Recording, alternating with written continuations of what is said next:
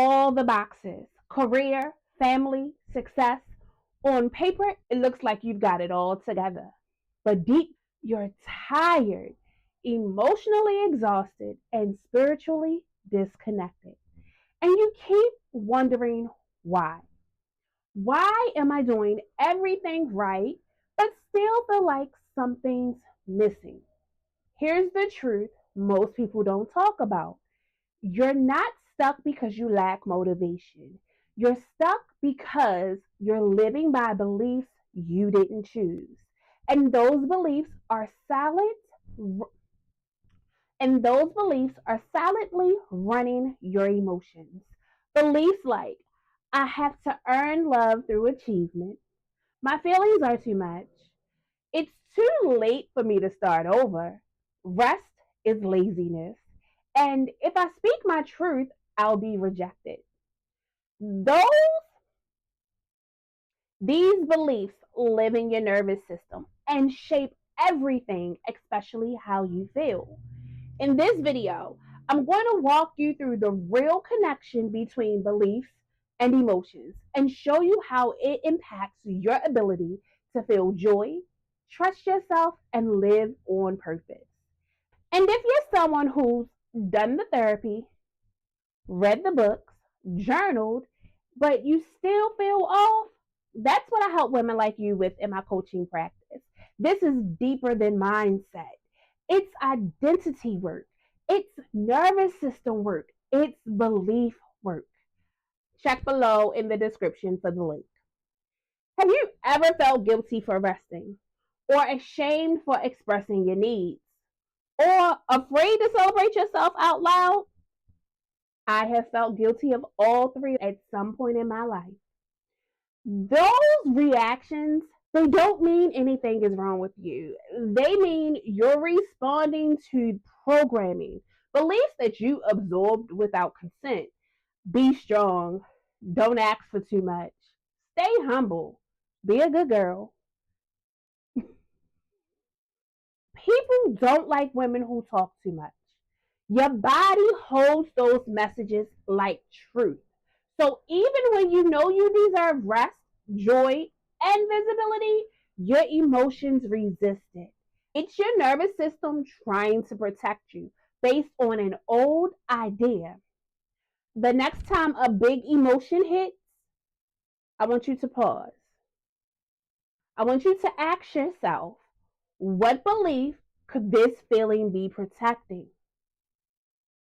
Once you identify the belief, ask yourself, where did I learn that? If it's no longer true, let it go. No, it's not helping you hold on to it. So let it go. Let me tell you about a client of mine. The CEO, mother of three, Ivy League graduate. To the world, she was thriving. But inside, she was numb, disconnected, always chasing. She told me, if I'm not doing something, I feel like I'm failing. We traced it back to a belief that she inherited at 7 years old. If I achieve, I'll be loved. That belief helped her succeed, but it never let her rest, and it robbed her of joy. I inherited that belief just like my client. I was always trying to achieve because I knew if I achieved, I would be loved. And that was the only way that I felt like I would be loved. I became an overachiever and not able to enjoy all of the things that I was experiencing in life because I was always looking for the next thing that I could achieve. Did it help me succeed? Yes, it helped me succeed. But there are so many moments in life that I've missed out on because I was always looking for the next thing to achieve. Fulfillment doesn't come from checking off those boxes, it comes from aligning your life with your truth, not with a belief that is rooted in emotional survival. Here's what I want you to say: I am worthy of rest, joy, and ease. even when I'm not producing. And if it feels hard to say, that's the exact belief that's ready to shift. Let's go back for a moment because a lot of what we know about success, worth, and being seen didn't originate with us. We inherited it from our parents, from our culture, from our environment, most of whom were surviving and not thriving. We've heard things such as dreams don't pay the bills, be grateful, and don't ask for more. You don't need attention. Be strong, don't fail. These beliefs were meant to protect us, but now they keep us playing small. I want to be clear about something. This is not about blame. This is about awareness, becoming aware so that we can change, starting with ourselves. And here's what I want you to do today, this very moment. I want you to write this out. What did I learn growing up about success, safety, and self expression? Do I still agree with those beliefs today? Let me make something perfectly clear. You can love your family and still break those generational cycles. Do I love my family? Absolutely. Am I breaking generational cycles? Absolutely.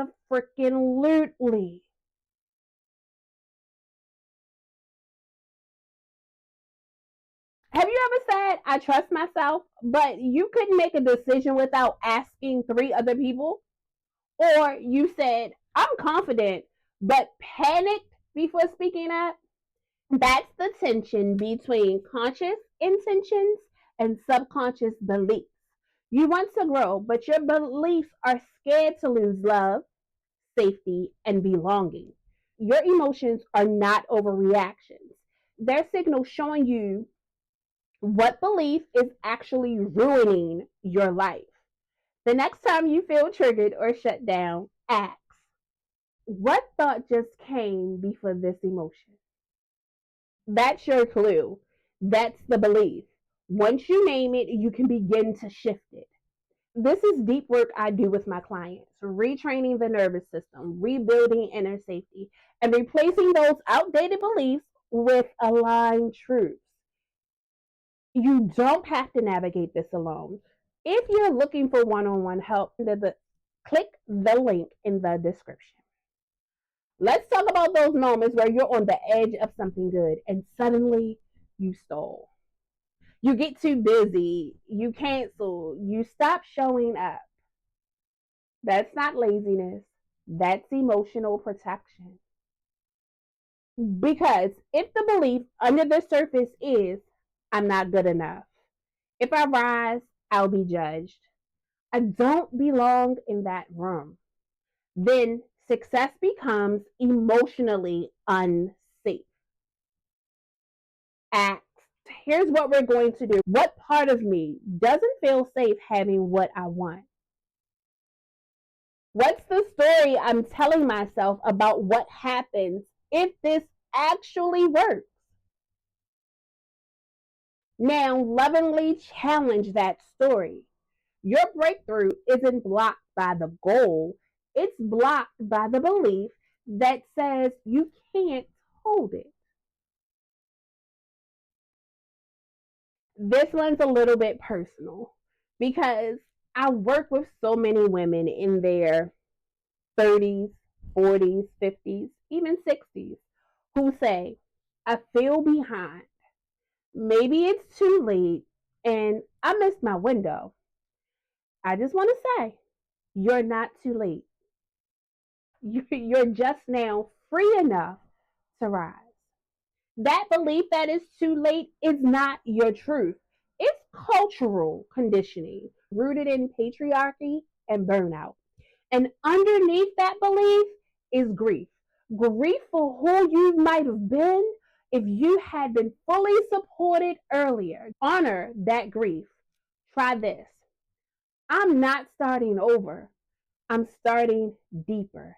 And I'm right on time. because your purpose does not expire. It's just been waiting for you to choose it. So now that we've identified what's holding you back, how do you rewrite it? Here's my 3-step process. I want you to name it. For example, if I rest, I'll fall behind. If I show emotion, I'll lose credibility. After you name it, I want you to challenge it. Who told me this? What was happening in their life when they taught me this? Is this belief still aligned with who I am now? After we've named it and after we've challenged it, we're going to replace it. When I rest, I reconnect with myself. Expressing emotions creates deeper trust. We've named the belief, we've challenged the belief, and we have replaced the belief. And here's the test: your new belief should feel like relief. If it doesn't, it's not rooted deep enough yet. So we're going to keep showing up for ourselves. We're going to keep believing in our new belief. And we're going to keep working towards living our lives thrivingly instead of surviving. Your emotions, your emotions are not problems to fix. They're messengers. They're saying something in your belief system needs to shift. And let me tell you, you don't have to keep repeating emotional patterns that don't reflect who you really are. If you want to go deeper, this is exactly the work that I do in my private coaching sessions. We unpack your beliefs, explore your emotional patterns, and rebuild a new foundation rooted in truth, safety, and purpose. If that sounds like what your soul is craving, click the link in the description to book a clarity call. No pressure, just space to breathe and reconnect.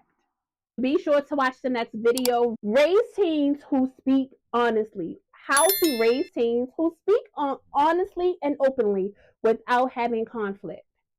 I want you to remember, you are not too late. You are not too much.